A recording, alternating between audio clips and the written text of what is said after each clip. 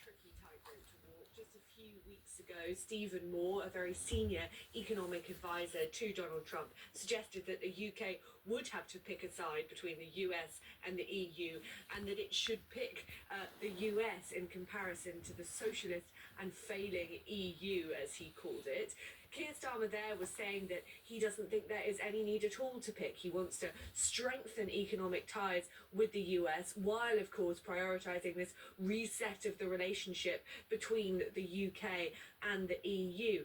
This all comes, of course, against the backdrop of France being in total political turmoil. Michel Barnier, the French Prime Minister elected just a few months ago, is facing a vote of no confidence. He's not expected to last very long in that French Parliament.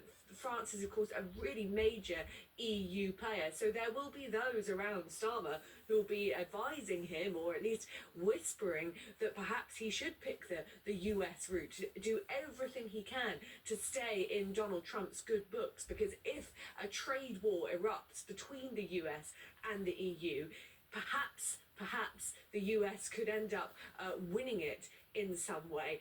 Keir Starmer at the moment thinks he can tread that diplomatic line. He has the support, as we heard there, of the Conservatives, who also want to keep both sides on the same page. The difficulty for Keir Starmer is that already his relationship with Donald Trump is pretty rocky. Starmer has tried to patch together that relationship by saying that Donald Trump was a very gracious host when they spoke a few months ago. But of course, during the US election campaign, Donald Trump accused the Labour Party of interfering in the US election, which got the relationship off to a very, very rocky start.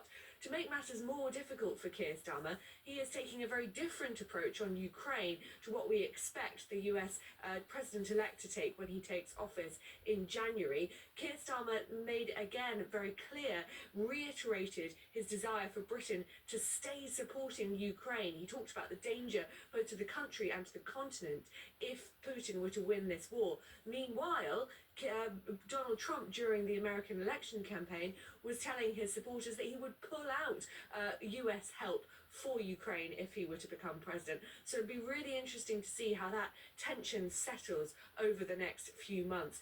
Keir Starmer and Donald Trump are not natural bedfellows. Keir Starmer is hoping to win over the US president, but that speech last night wasn't really intended to butter him up.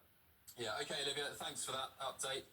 That Keir Starmer, just my opinion, was doing things that would potentially wind up Donald Trump. You've got the Storm Shadow missiles, the Chagos Islands, the Labour activists in Pennsylvania. But to his credit last night, the PM did kind of, I'd say, make an effort to get in his good books. He said that they would commit to defence spending in NATO, and said that Ukraine would need to, in the coming weeks and months, need to start thinking about a peace deal in the war with Russia, which would be music to Donald Trump's ears.